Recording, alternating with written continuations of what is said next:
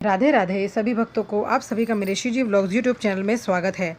अपनी पिछली वीडियो में बात की थी कि नवरात्रि के व्रत में हमें किन नियमों का पालन करना चाहिए, क्या गलती हमें भूल कर भी नहीं करनी चाहिए और उसकी पूजा विधि क्या है। अपनी इस वीडियो में हम चर्चा करेंगे कि कलश स्थापना जो है वो किस दिशा में करनी चाहिए, कलश को हमें किस प्रकार से बनाना चाहिए, उसमें हमें क्या क्या डालना चाहिए और अखंड दीपक हम किस प्रकार से प्रज्वलित करेंगे। तो चलिए शुरू करते हैं। देखिए, सबसे पहले हमें ब्रह्म मुहूर्त में उठकर अपने दैनिक कार्य से निवृत्त हो जाना है। तत्पश्चात हमें मंदिर में आना है, व्रत का संकल्प लेना है। उसके बाद हमें एक चौकी बिछाना है। चौकी के ऊपर हम लाल रंग का वस्त्र जो है बिछाएंगे, जो कि साफ़ सुथरा होना चाहिए। उसके बाद उसके ऊपर हम माता की मूर्ति या चित्रपट या पार्थिव पूजन के रूप में माता के 3 पिंड, जो कि दुर्गा, लक्ष्मी और सरस्वती का रूप मानकर हम जो है माता का पूजन कर सकते हैं। उसके बाद जो है हमें कलश की स्थापना करनी है। तो चलिए जानते हैं कि कलश की स्थापना जो है वो हम किस प्रकार से करेंगे। देखिए, सबसे पहले कलश की स्थापना करने के लिए आप थोड़े से चावल लेंगे, जिसमें कि आप पीले रंग से या लाल रंग से उसे रंग सकते हैं। उसके बाद आप उस चावल का जो है अष्टदल कमल बनाएंगे। लाल रंग क्योंकि माता को अत्यंत प्रिय है, तो आप लाल रंग से रंग कर उसका अष्टदल कमल बनाते हैं तो अधिक उत्तम है। और उसके ऊपर फिर जो है आपको कलश की स्थापना करनी है। तो चलिए जानते हैं कि कलश हम किस प्रकार से बनाएंगे। देखिए, सबसे पहले जान लेते हैं कि कलश में जो है किसका वास होता है। कलश में भगवान विष्णु का वास होता है।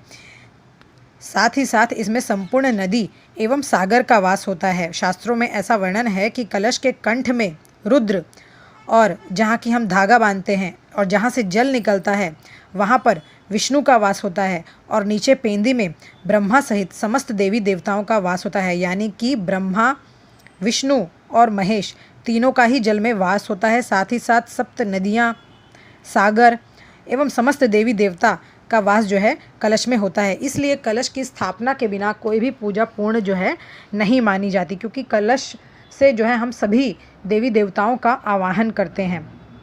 और कलश की उत्पत्ति सागर से हुई थी। कलश जो है वह कलश से अमृत निकला था, इसलिए इसमें डाली हुई सभी चीज़ें जो होती हैं और जल जो होता है वह अमृत तुल्य हो जाता है। शास्त्रों में ऐसा वर्णन है कि कलश की स्थापना करने से परिवार के लोगों की आयु बढ़ती है, उम्र बढ़ती है, घर में कलह नहीं होता है, शांति बनी रहती है तथा सुख समृद्धि का वास होता है। भले ही कोई पूजा ना भी हो घर में, तब भी आप जो है अपने घर के मंदिर में कलश स्थापित कर सकते हैं, जो कि अत्यंत शुभ और फलदायी माना गया है। चलिए अब जान लेते हैं कि किस प्रकार से जो है हम कलश बनाएंगे। तो देखिए, सबसे पहले जो है या तो आप मिट्टी का या तांबे का, अपने सामर्थ्य अनुसार चांदी का, किसी भी धातु यानी कि सोना, चांदी, मिट्टी या तांबे, इनमें से किसी भी चीज़ का जो है एक आपको कलश लेना है। कलश पर आप स्वास्तिक बनाएंगे। कलश के कंठ को आप मौली से बांधेंगे। इसके बाद कलश में आप साबुत सुपारी, सिक्का, अक्षत, लौंग, हल्दी गांठ डालेंगे। तत्पश्चात इसके जो मुख में आपको या तो आम का पत्ता या फिर आप अशोक के पत्ते ले सकते हैं, तो उससे जो है आप कलश को सुसज्जित करेंगे, उसको सजाएंगे। कलश में जब आप जल डालते हैं तो उसमें गंगा जल भी अवश्य डालें। साथ ही साथ आपको कलश में स्वास्तिक बनाना है। इसी के साथ आप एक नारियल लें और उस पर चुनरी लपेटकर कलावे से बांधें। इस नारियल को आपको कलश के ऊपर रखना है और ऊपर रखते हुए आपको जो है देवी दुर्गा का आवाहन करना है। देखिए, शास्त्रों में जो है वह कलश को ईशान कोण में रखने का विधान बताया गया है, क्योंकि जो ईशान कोण है वह जल का स्रोत माना गया है। परंतु माता रानी का जो स्थान है वह अग्नि कोण है, इसलिए आपको अग्नि कोण में भी माता के लिए एक कलश अवश्य रखना चाहिए। तो इसके लिए आप क्या कर सकते हैं, आप जो है वह 2 कलश की स्थापना कर सकते हैं। 2 कलश की स्थापना इस प्रकार से आप करेंगे कि देखिए, जिस कलश का घट स्थापना जिसका हम मुहूर्त बताते हैं, तो वह मुहूर्त वाला जो आपका कलश है, इसको आप जो है मट्टी वाले कलश के रूप में बना लीजिए और इसकी स्थापना जो है आप ईशान कोण में करिए, क्योंकि इसमें भी समस्त देवी देवताओं का वास होता है। स्वयं भगवान शंकर की दिशा है यह।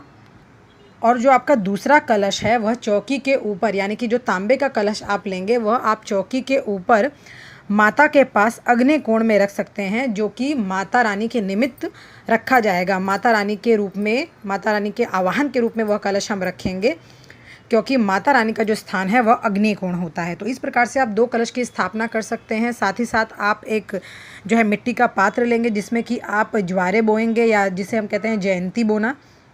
कुछ लोग जो है जयंती का बोने का जो पात्र होता है उसके ऊपर बीच में ही कलश रख देते हैं, वह भी आप करेंगे तो उत्तम है। यदि आप कलश अलग से रखते हैं तब भी कोई परेशानी वाली बात नहीं है। आप जयंती बोने के लिए एक अलग से पात्र ले लें तथा एक कलश मिट्टी का जो होगा, जो कि आप ईशान कोण में रखेंगे, वह समस्त देवी देवता के निमित्त होगा। और जो एक कलश तांबे का कलश आप देवी माता के सामने रखेंगे, वह जो है देवी माता के निमित्त रहेगा, जो कि अग्नि कोण में जिनका स्थान होता है हमारी माता रानी का।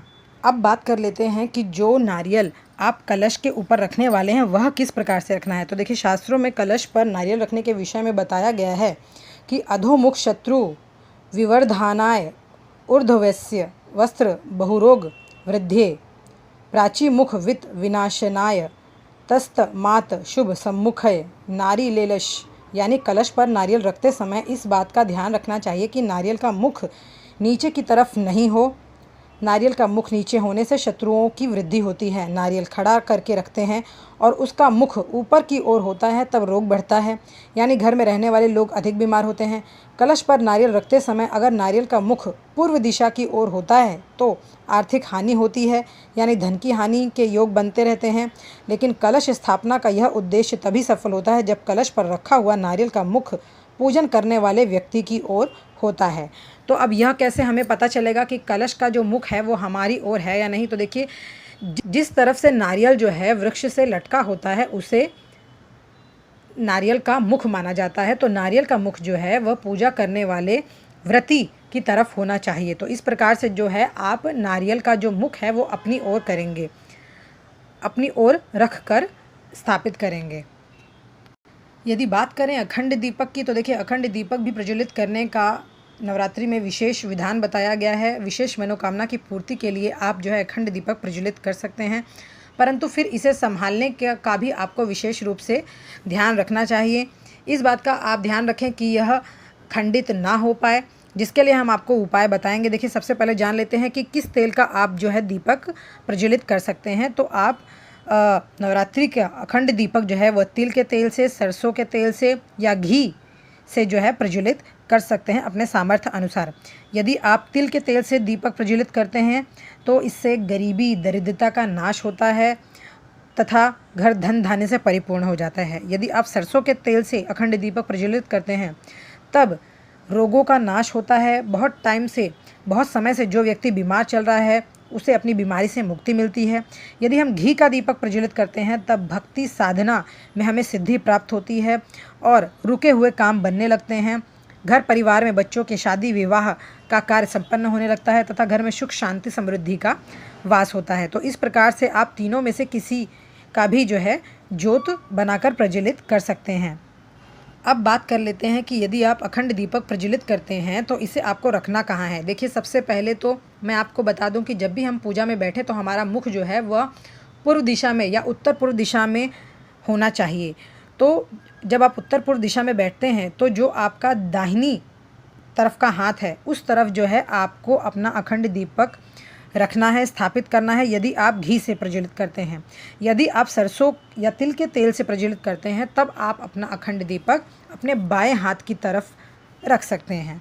साथ ही साथ आपको इस बात का विशेष रूप से ध्यान रखना है कि माता की पूजा में अखंड दीपक जो है वह हमेशा कलावे से बनाया जाता है, यानी कि जो मौली होती है लाल रंग की, उससे आपको अखंड दीपक की ज्योत बनानी है। और जब आप ज्योत बनाएं तो अब अपने हाथों में थोड़ा सा कपूर लगाते हुए बनाएं, जिससे कि आपकी अखंड ज्योत जो है वो अच्छे से प्रज्वलित होगी। साथ ही साथ अखंड दीपक को आपको ऐसे ही नहीं रखना। अखंड दीपक के नीचे आपको चावल या गेहूँ बिछा देने हैं, तब आप उसके ऊपर रख सकते हैं। यदि बीच में किसी भी कारणवश आप जैसे जब आप ज्योत बढ़ाते हैं तो ज्योत के बुझने का संशय होता है, तब आप उसके बगल में एक छोटा सा दीपक रखें और ज्योत को बढ़ाने से पहले आप ज्योत से वह दीपक प्रज्वलित कर लें।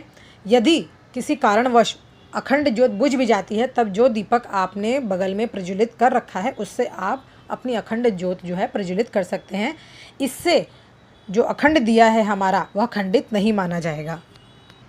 साथ ही साथ एक बात आपको और बता दूं, जब आप चौकी बिछाकर कलश स्थापना करते हैं, जयंती के लिए जो एक पात्र आप लेते हैं जयंती बोने के लिए, और अखंड दीपक जब आप प्रज्वलित करते हैं, तो इन सभी का कलश के साथ साथ आपको कलश का पूजन तो करना ही है। साथ ही साथ आप जयंती बोने वाला जो पात्र है उसको भी अच्छी तरह से रोली कुमकुम चंदन से आपको सजाना है, उसका पूजन करना है। आपको अखंड दीपक का जो है पूजन करना है, और अपने कुल देवी देवता का पूजन करते हुए आपको अपने इष्ट देवी देवता का भी ध्यान करना है। साथ ही साथ आप अपना जो धरती माता है उनका भी पूजन करेंगे, तब जो है आपके दुर्गा माता की जो पूजा है वह संपूर्ण मानी जाएगी।